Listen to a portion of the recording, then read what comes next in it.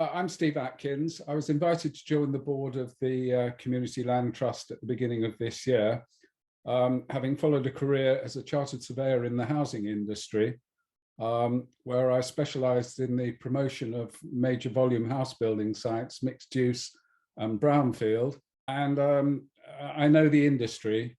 My colleagues call me a poacher-turned gamekeeper.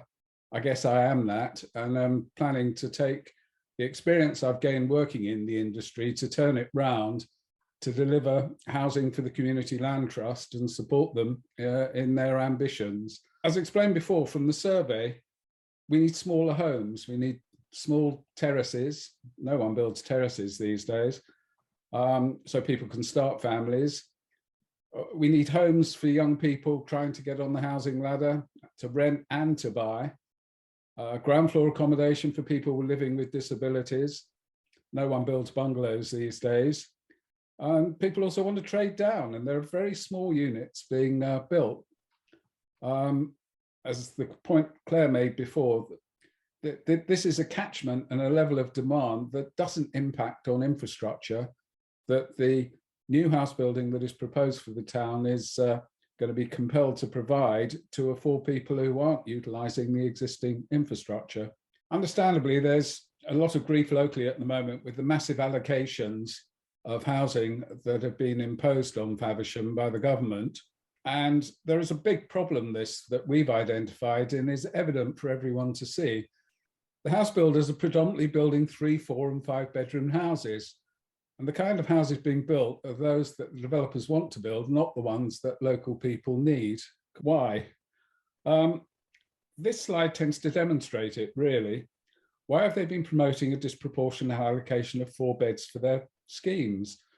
4-bed homes generate a bigger profit margin for the developers, and the house builders can sell large numbers quite easily because they can capitalise on the significant level of demand and higher values in London and its suburbs.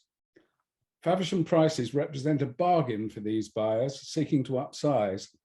Profit optimization drives the house builders to provide them, and these drivers have presented the problem that we face. A little bit out of order, this is what the developers are not building.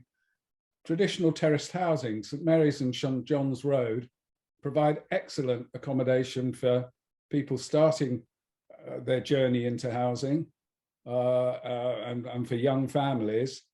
And Faversham people are even priced out of these. You would think that that stock would sell at a discount, but they don't. They are, it's old stock, but it attracts premium prices. As I said before, no one's building bungalows. These small homes aren't being built. Should they be building? This is an exemplar scheme in Norwich that won the most prestigious architectural prize in the country, the Reba Sterling Prize winner last year or the year before. It's terraced housing and it's an attractive place to live. But more than anything else, it's a very efficient form of house building. There is a lot of grief locally over the prime agricultural land being used for, or proposed to be used for house building. It is inefficient to build large 4-bedroom homes on this finite resource. And as we've said before, it doesn't satisfy the needs of the local community. 3 times more 2-bed homes plotted at 35 units to the acre can be built than 4-bed homes on a single acre. That's 3 times more. And that is a far more efficient use of what is a very scarce resource. This sort of slide sums up what's happening. One of the slides seems to have rotated, which makes it slightly illegible. But on the left, you get a clear illustration of the attraction from the people coming up from London. This photo was taken standing in the middle of the exit slip road from London on the M2. And you will see that all the volume house building sites signposted left in Faversham itself. The slide on the right show the major sites that have been approved under the current local plan and that have been on site and building over the last 5 years.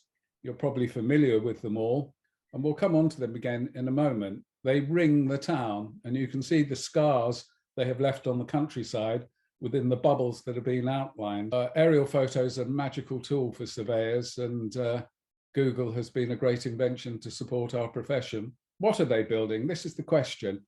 I think everyone is aware by seeing the advertisements in the papers and by driving around the town that they all seem to be large houses.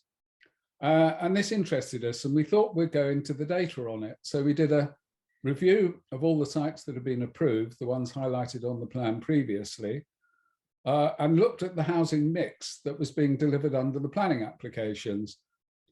And our suspicions that only larger houses were being built were confirmed, and some of the headlines are outlined on the left there. Looking at the schedule there, we've run a comparison to the Swale Housing Market Assessment, which is a document that supports the local plan preparation process and identifies housing need. And we balanced the mix across all these schemes and measured it against the percentage of mix. And you will see at the bottom, in red, the undersupply of smaller homes offset by a matching oversupply of larger homes. I think what is notable there is that the vast majority of them are 4-bed houses. Affordable housing has a priority for the few small homes that are built. And as a consequence of that, the houses that are available on the open market are in very short supply. The 34 one-bed homes that are being built, no one-bed homes have been built for the market sale over the last 5 years. No studio apartments or bungalows have been built over the last 5 years. These are the type of housing that a lot of people would like. What is really shocking is that an average of only 10 two-bed homes per annum have been built for sale in the last 5 years, less than 5% of the total supply of housing being built, and the majority of these are apartments. The house builders have built a policy compliant mix of 3 and 4-bed homes. At least 400 two-bed homes could have been built on the surplus pot compared with the requirements as identified in the Faversham Housing Market Assessment.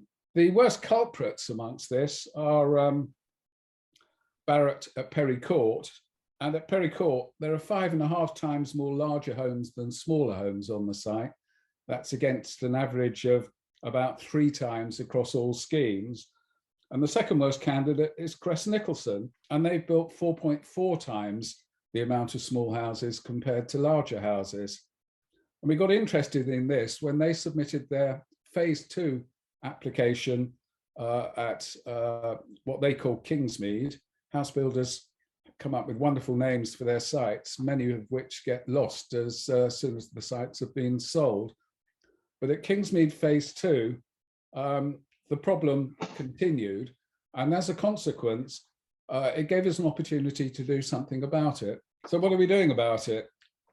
We're submitting planning objections based on the evidence from that survey we undertook, endeavouring to persuade the planners to persuade the developers to introduce a more balanced mix to the scheme.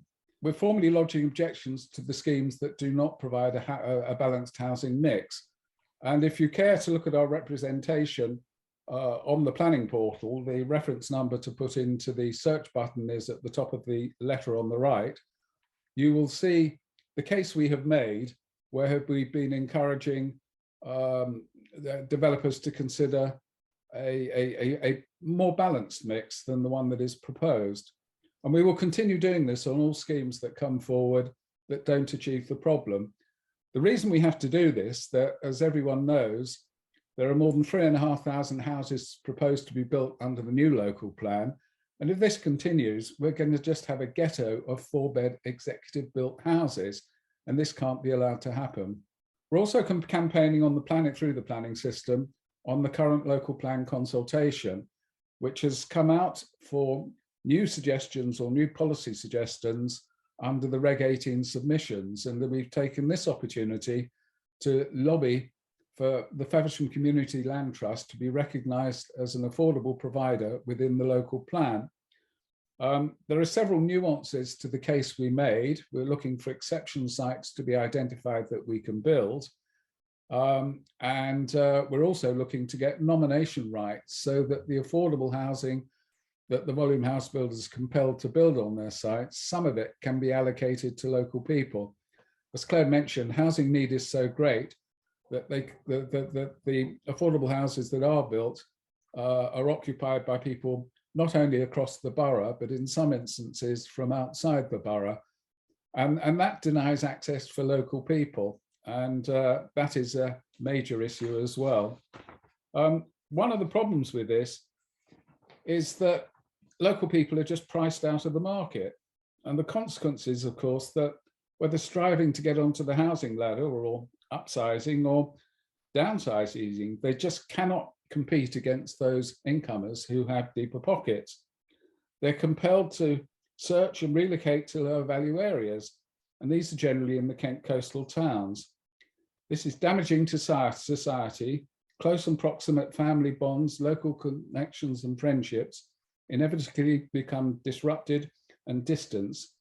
And this has a damaging impact on family and community, which of course all are nurtured by proximity. This is also extremely unsustainable, as affordable journeys and trips will be generated by locals traveling back to visit families and by incomers commuting to their place of work. You might be wondering why we're not building and doing all this campaigning. I mean, the simple fact is that there's a paucity of suitable sites in the town. And whilst we strive to identify suitable opportunities, we struggled, and that's why we're looking at campaigning at the moment. We still want to build, though.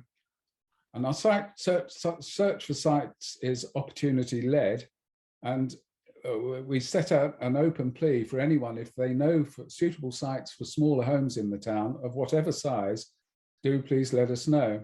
Community land trusts can secure grant funding from Homes England, but a key factor in securing that grant funding is being a community body, and that means membership. And we're on a drive to get more members. I think it's the bargain of the century, with a membership fee of only £1 for lifetime membership. And we would encourage everyone to sign up.